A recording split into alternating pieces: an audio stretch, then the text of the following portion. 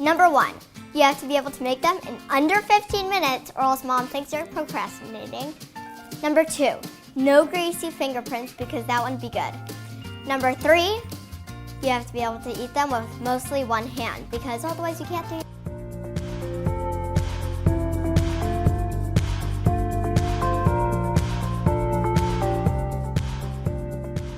I'm going to scoop it into a plastic cocktail cup.